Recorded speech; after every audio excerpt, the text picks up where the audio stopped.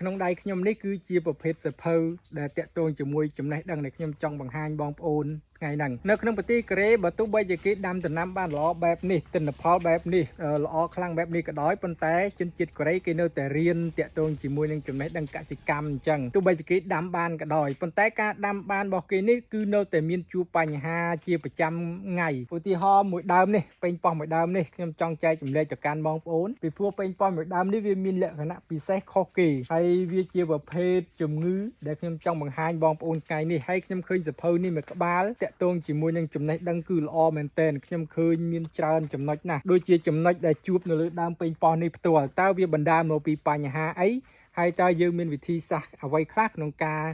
ព្យាបាលវាហើយវាមានចំណេះដឹងផ្សេងទៀតដូចជាចំណុចនេះគឺជាបច្ចេកទេសនៃការបណ្ដុះកូនពេញប៉ោះហើយវាមានប្រភេទដូចជាជំងឺអីផ្សេងពាក្យច្រើនគឺជាប្រភេទជំងឺហើយនឹងវិធីសាស្ត្រក្នុងការព្យាបាលហើយវាជាភាសាអង់គ្លេសលាយជាមួយនឹងភាសាកូរ៉េពីព្រោះប្រភេទសភៅនេះគឺជាប្រភេទសភៅនាំចូលមកពីក្រៅប្រទេសដែរប៉ុន្តែសម្រាប់ជនជាតិកូរ៉េនៅពេលដែលគេធ្វើកសិកម្មពាក្យច្រើនគេមានសភៅដែលណែនាំច្រើនតាក់ទងជាមួយនឹងចំណេះដឹងកសិកម្មនេះដូចជាប្រភេទពេញប៉ោះនេះមួយដើមអញ្ចឹងឥឡូវខ្ញុំបង្ហាញបងប្អូនមួយមេរៀនទៅចោះតាក់ទងជាមួយនឹងចំណេះដឹងនេះហើយខ្ញុំបញ្ជាក់បងប្អូនថាសភៅនេះខ្ញុំគម្រោងបកប្រែជាភាសាខ្មែរទៅចែកចម្លែកទៅកាន់បងប្អូនប៉ុន្តែវាត្រូវការរយៈពេលយូរក្នុងការចែកចម្លែកទៅកាន់បងប្អូនវាទម្រាំទៅដល់ខ្ញុំទៅខ្មែរអញ្ចឹងណាអញ្ចឹងខ្ញុំចែកចម្លែកទៅកាន់បងប្អូនតាក់ទងជាមួយនឹងចំណេះដឹងនេះពីព្រោះខ្ញុំឃើញបញ្ហាផ្ទាល់ខ្ញុំអនុវត្តផ្ទាល់ហើយខ្ញុំឃើញ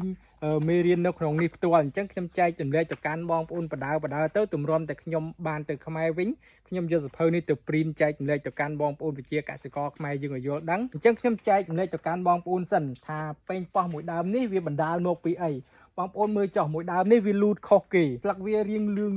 រួញហើយការផ្ដល់ផ្លែហ្នឹងក៏អត់សូវល្អដូចដើមទូទៅដែរហើយបងប្អូនមើលអាដើមទូទៅផ្សេងនេះទៀតគឺវាល្អមែនតើដើមវារលូនតែម្ដងហើយឡើងខៀវ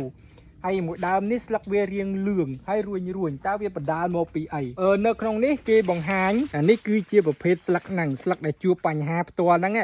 គឺវាជាប្រភេទបង្កឡើងដោយការកង្វះម៉ាញ៉េស្យូមហើយដើម្បីផ្ដល់ម៉ាញ៉េស្យូមទៅកាន់វាតើគេផ្ដល់យ៉ាងដូចម្ដេចជាទូទៅនៅពេលដែលគេលាយជីគេមានសារធាតុផ្សំហើយក្នុងជីហ្នឹងមានអីខ្លះមានម៉ាញ៉េស្យូមមានប៉ូតាស្យូមមាន MPK អីជាដើមអាហ្នឹងគឺជាប្រភេទជីដែលគេលាយហើយនៅពេលដែលគេលាយនៅពេលដែលវាកង្វះអញ្ចឹងគឺគេលាយជីប្រភេទហ្នឹងដើម្បីផ្ដល់ទៅដល់វាហើយនឹងឲ្យវាលូតលាស់អញ្ចឹងទៅអាហ្នឹងគឺជាវិធីសាស្ត្រនៃការព្យាបាល